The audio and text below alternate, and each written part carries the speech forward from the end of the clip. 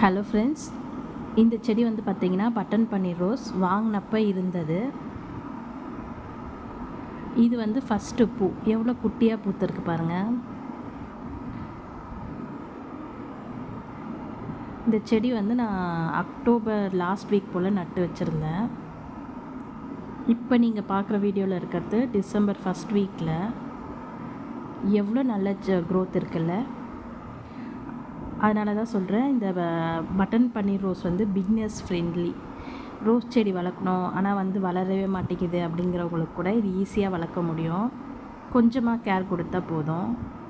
Soft pruning பண்ணி அதுக்கப்புறம் வந்து கவுடன் மேன்யூர் இதெல்லாம் போட்டிங்கனாவே ஒரு 15 நாளைக்கு ஒரு வாட்டி போட்டிங்கனாலே போதும். நல்ல க்ரோத் இருக்குது. மண்ணே தொட்டியில் எங்கே இருக்குதுன்னு தெரியாத அளவுக்கு க்ரோத் ஆகிருக்கு. நீங்கள்